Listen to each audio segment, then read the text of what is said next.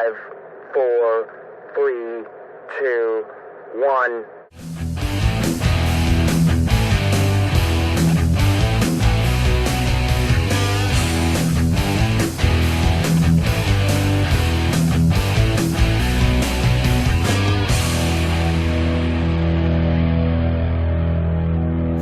Hi and welcome to episode 17 of Lisburn Distillery TV. I'm Lydia Campbell. And I'm Colin Hopkins, and on today's episode we go for a distinctly European feel as we review the exploits of the Lisburn Distillery Scandinavian Supporters Club who were here last weekend. We will also be reviewing the Whites' recent defeat to Donegal Celtic on Saturday. We'll be hearing post-match comments from recent signing Reece Croft. And then finally we will be reviewing last weekend's overall fixtures in the Premier Intermediate League, as well as giving you the latest updates on the Colin versus Lydia challenge, which has unfortunately gotten exceptionally tight.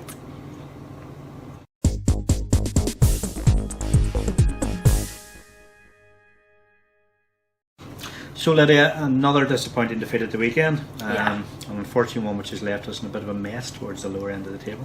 Yeah, it doesn't look good, to be honest, at the minute. But especially considering it would have been a game we maybe had it earmarked, being against our local rivals, Yeah. one to win. But fortunately, it just didn't happen on the day. Yeah, I know, sort of speaking to the management, the players, some supporters even after the game, I think everybody was gutted because we all thought we had a chance of going there and at least picking up a point, but we've got nothing, and all of a sudden we're looking behind us very much so in terms of the table. Yeah, it's a difficult one. Before we actually discuss the game itself, let's look back at the match highlights.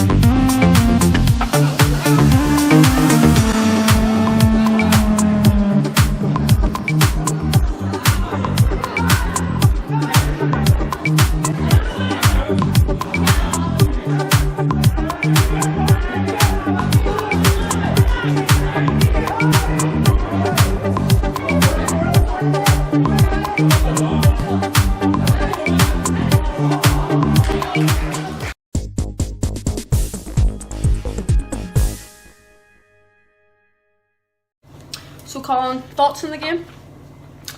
I think we played a lot better than what we have done in some recent games, but ultimately I think we lost because we just were not lethal in the last third. We seemed shot shy, or if there's such a word, I don't know, but I mean we just didn't seem to want to pull the trigger when we were in dangerous positions, and when we did, invariably it was blocked. So I think that was the one thing probably cost the game. We controlled quite large extent of the game, certainly in the second half. We were the better side, but we just didn't sit and create enough chances. Yeah, I think when you watch the highlights, there definitely were the chances there.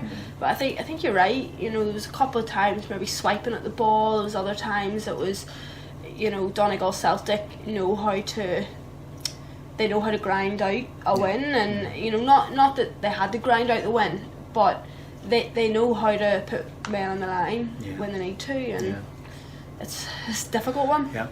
Well, it sort of obviously left us down a bit of a mess in terms of the league position, but I think it's absolutely vital that we regroup. We go again this Saturday. We put the last lot of games behind us, and we somehow dig in and try and find that one win. We are capable. We're a decent footballing side. We're a bit raw, probably in terms of the playing staff. Some of them are still quite young, still learning their trade a wee bit, but there's still definitely a wee bit of quality there. And let's not despair. Let's not give up. Too early. To be honest, there's still points there to be made. No, absolutely not. It's you know, giving up off the pitch is how you end up giving up on the pitch, and I wholeheartedly believe that. You know, I'm a Fulham fan. I'm used to battling at the bottom of leagues, unfortunately, and thankfully not this year. But we'll keep our eyes on that one. But the year that we set up by the skin of our teeth, it was an end of season run. Similar to Leicester the year before they became champions. It was an end of season run, and it was started by one thing happening, whether it was a big tackle, whether it was getting a goal that was maybe against a run of play, and from that you build. Football's a game of confidence. I believe that. And I think it takes one thing to turn the confidence around, but on the sideline we need to do our bit. Absolutely need to do our 100%. Bit. Yeah, it's very, very important, you know, that the management keep their heads up, the players keep their heads up, the supporters keep their heads up, keep supporting the team, get behind them, cheer them, you know, back them 100% all the way, and together as a club we can pull through. Yeah, definitely. Well, after the game we caught up with recent signing Reece Croft, who was able to give a very mature acknowledgement of the predicament that we're in at the minute. Well, Reece, an improved performance from last week, but unfortunately still no points to show for it. What did you make of the game? I thought in the first half we pressed them, we pushed them, we held them in their own half, but you know, 2 long balls beat us there, and you know, there's not much you can say about that. It's hard to take. It is hard to take that defeat. I did think there was improvements. There really was improvements from last week, but again, it's just we need that goal. I think if we get that goal, they'll fly in. But it's getting that first goal. Results elsewhere have sort of tightened the league up quite a bit as well. We're sort of now looking really behind us, to be honest. You know, does that put extra pressure on the shoulders of the players? It does, because we are, you know, we are a young squad as well, and there is people trying to, you know, it's some people's first relegation. Well, it's looking like a relegation battle now, and it is some people's first times. But you know, there's always going to be that pressure when you win that much or when you get beat that much on the trot. But you know, it's hard to take, and the only thing we can do is keep our heads up and just push and try and get at least 2 or 3 good wins, you know, to keep our heads up. But as I say, you know, once we get that first win, I think it'll bring us all and bounce us back up and get the confidence back. But it's just running a bit low at the minute. So as you say, it's confidence is low, and when you just need that first win, how do you players start to turn it around? You know, we just have to look at each other and just basically, you know, just back each other up. And everything, when you're going out on that pitch, just, you know, you have to give your all, because it's not just about us now, it's about the club, and you're staring a relegation battle in the face, and it is hard to take. It is really hard to put into words, but you know, you just have to pick yourself up and keep going as a squad, and hopefully things will come good soon, not just for us, but for the supporters and the club. Listen, Reece, thanks very much for taking the time to go out to speak to us today.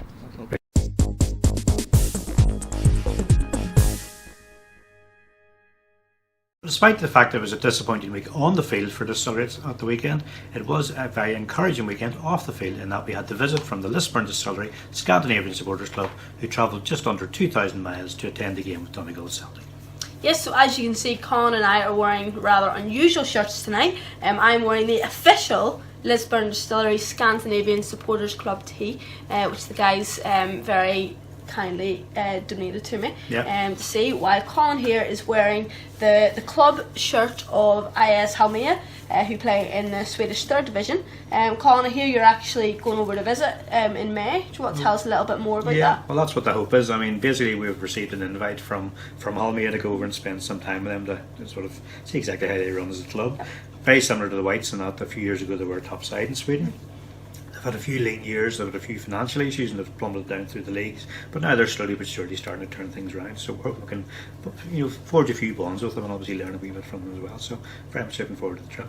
Yes, sounds like a really interesting one. Yeah, it should be. I'm very much looking forward to it. Looking back now to the weekend when the Scandinavians were here visiting us, we've done a little sequence which sort of shows you exactly what they got up to. The trip to the Acknville Distillery, obviously at the match on Saturday and things like that there. So here's exactly how they get on, and part of that feature is an interview with Lydia, who'll be speaking to the club's chairman, Jan Tholin. Christer Lindström, Halmstad, Sweden. Eric Alexson, Sundsvall, Sweden.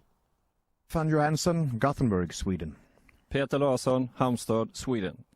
Uno Enqvist, Fjärult City, Sweden. Jan Tholin, Copenhagen, Denmark.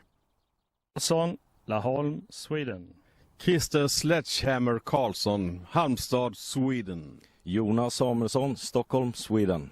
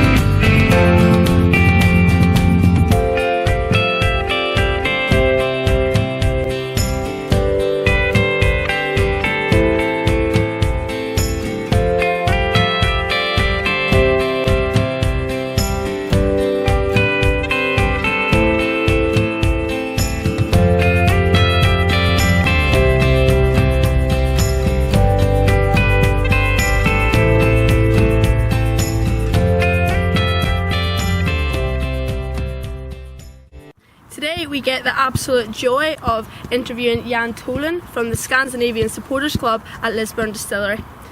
So Jan, first of all, how on earth did this come to be? You know, you're from thousands of miles away in Scandinavia. Sweden is where you're from. How on earth did you start a Lisburn Distillery Supporters Club? Well, as most of my friends are here too, we've always been watching English football in television and so on. And we liked the way English football is played. Once when I was just looking at some football tables in the newspaper, I saw this name Lisburn Distillery at the rock bottom at the end of the table. I like the name first of all, and then I just tried to get some more information about it, and wrote a letter to the club, and the secretary at that time, Ashley Ragg, sent me something back to me, and very very friendly and kind, and said that they had some local supporter clubs, but that was it. So I just thought about that for a while, and then talked to some of my friends and said, why not start a Scandinavian supporter club? So that was the start. And so this is now trip number 7. So you first came here, I think, in 2009, whenever Lisburn Distillery were playing in the Premiership. What are your memories of your first trip? Well, it was a fantastic trip. Actually, 2011 it was. Oh, okay. They were playing some really good football at that time. We were here watching playing Portadown, 2-0 win. And Tommy Wright was the manager at that time. So, and we also met people from the board and other fans and supporters, and it was just brilliant. Kind of the red carpet for us or something like that in the whole weekend. Absolutely fantastic. And in terms of Sweden, what sort of teams do you follow over there? Would it be local teams like Lisburn Distillery, or would it be teams who are playing at the highest level? For me, it's local teams. And nowadays I live in Copenhagen, so just to follow them at the distance, just like the Lisburn Distillery case. So it's local clubs. I suppose it's really impressive to see that you know the local game sometimes gets a lot of bad press, or else just gets no press at all. Whereas you're an example of someone who loves the local game, because that's local game, real people supporting a club. What are your plans in general for this weekend? Just see some good local game tomorrow. Today's against Donegal Celtic. Just hope to see the Whites win, of course. Yeah. hopefully we're on a bit of a bad run at the minute, but maybe you guys can cheer us on to victory. So that's what we're looking forward to today. But Jan, thank you very much for joining me here at Lisburn Distillery TV, and I hope it's the rest of your weekend is very good.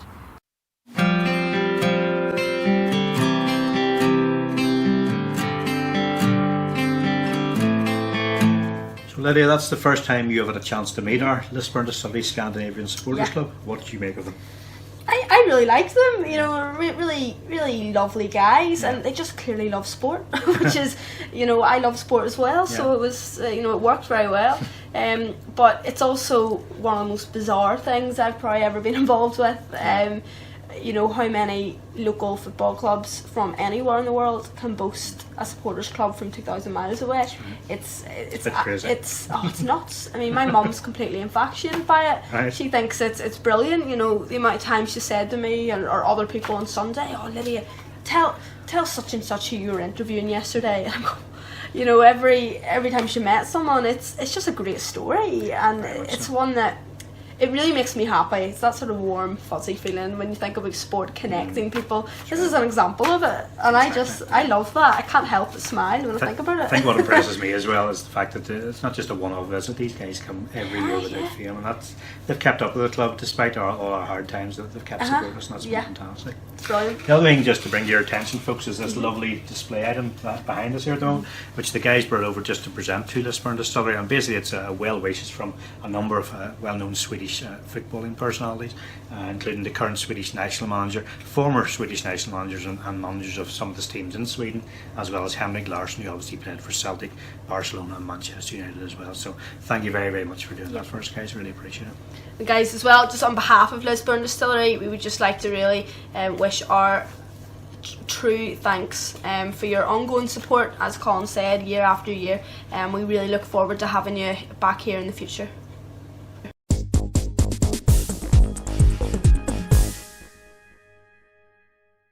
Next up on tonight's show, we will be reviewing last weekend's results in the Premier Intermediate League, as well as looking ahead to this weekend's round of fixtures. If we look off first of all at the results from last week, the one which jumps out off the page is Limavady United losing to Sporting Leisure. Sporting Leisure going into the game bottom of the table, Limavady going in top and hammering everybody all around them, and still they lose to the bottom side. That is a completely crazy result. It's completely nuts. And if you look at the league table, we can see the Whites have now unfortunately slipped into 8th position in the standings, and unfortunately this could be further affected during the week when other teams play catch up with a couple of games in hand, meaning that we could actually be even lower in the fixtures by the weekend. Just shows the importance of this weekend's game. But Colin, overall, how has this affected our own forecast challenge? Well, once again, with all these crazy results, there was very few points scored this week. I mean, I scored 1 point. Fantastic. The good news is you didn't score any at all. Really so bad at 1-0. So that makes the overall score now. You've got 20 points and I've got 17. Right, okay. Which means I'm now within one game of catching you up. And I don't know if you've ever heard the story of the tortoise and the hare. You know, if you do, that's the moral of this tale. I'm catching her up slowly but surely, week by week. I need to get my game on now, I think. But just to remind you how our challenge actually works. So Colin and I each take a turn to predict the weekend's fixtures. If we get an exact score right, we get 3 points. If we get the right result, so a home win, away win or a draw, we get 1 point. That's exactly how it works. So, without further ado, well, let's go on and have a look at the fixtures now. There's matches, we're recording this on the Monday night. There are matches on the Tuesday night before the show will go live. However, we are going to include them in this week's challenge. So we have a total of 7 games now to predict this week. So there's certainly going to be a change in the leadership, I suspect. Yeah. Either way. I mean, to be fair, if we get 0-0 this week, we should really just retire. So well, that's a good call, yeah. Anyway, let's see. So the game's tomorrow night, that's on Tuesday night. First of all, we have Queens versus Newington. Okay, would you like to go first? Massive bottom of the table clash. I'm going to go for Queen's victory, 2-1. I think that might be a draw, and I'm going to say it's going to finish 2 each. Oof, high scoring. Okay, next one is Bangor and Moyola.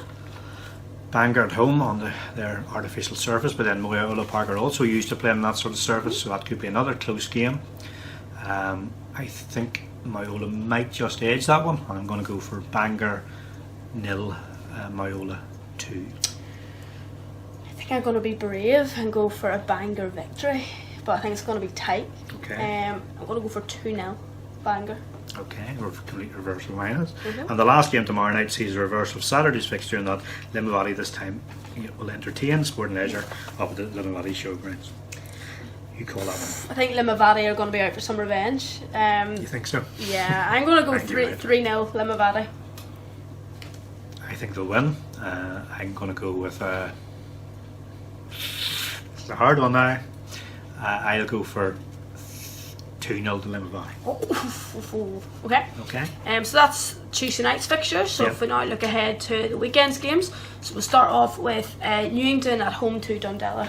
Well, those two sides played at the weekend. Newington just came out slightly better. It was at Dundela at the weekend. It's now a reverse fixture. Yep. Newry back at Seaview, which is once again Dundela won't really be used to. I think Newington will win that one. I'm going to say that Newington will win by 2-1. I'm going to reverse. I'm going to Dundela victory. It's going to be tight. 2-0. Okay. Dundela. Next up we have Newry City against Donegal Celtic. Okay, I'm just looking to see where they are. Ooh, Second versus third. Second versus third. I'm going for a low-scoring draw, 1-1. I think Newry will have enough in the tank to beat DC, and I'm going to go for Newry City 2, Donegal Celtic 0. Okay. Then we go to Queen's Limavady. It's another. Limavady are getting on bottom sides, aren't they? At the moment, anyway. Queen's Limavady, who calls first in that one? My turn this one. Queen's Limavady, I think Limavady will bounce back from last week. Obviously on Tuesday night, I think they'll probably get a result at Queen's as well. I'm going to go for Queen's 1, Limavady 3. Okay, I'm going to go for a Limavady victory as well. I'm going to go 2-0. Okay, and the last game then on Saturday, because we obviously don't predict Distillery, it's Tobermore versus Bangor. I can't see it being a high scorer, to be honest. I'm going to go Tobermore 2, Bangor 1. And I'm going to go for a draw, 1 each. Okay. So we'll see how that pans out. We'll give you the usual update next week. Yep. We haven't included the Lisburn Distillery game in that because we obviously don't predict their results for various reasons. But the Whites are back in action again this Saturday. That's Saturday the 1st of April when they travel to Castle Dawson to take on Moyolda Park. 3:00 PM kick-off in that game. And if you want to come along and support the Whites, we'd love to see you on the day.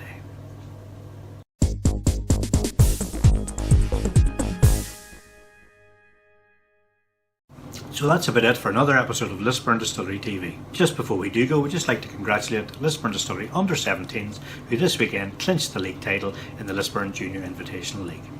Yes, well done to Curly and his players. Congratulations on what is a fantastic achievement. Congratulations from everyone here at LDTV. Really, really well done, guys. Well done. We'd also just like to thank our viewers in general. Since last week's show, we've had a number of people have commented on Facebook just to say that they're enjoying what we're doing. In particular, Terry McRae, Sheila Beck Donaldson, both commenting saying that they enjoyed the interview with Jack, who featured last week. So, guys, in general, just thank you very much for your interaction. Really appreciate it. We'd also like to thank CFC AJ, who got in touch via tweet just to say how much he enjoyed the interview with Phil Matthews last week, and it's great to have another Chelsea supporter watching the show. I think the least said about that, the better, Colin, I think. No, in all seriousness, thanks very much for the contact. We really do appreciate it. If you would like to get in contact with the show, you can do so at the email address shown on the screen right now, or else you can contact us via Twitter or Facebook, just whatever means you would like to. We would love to hear from you.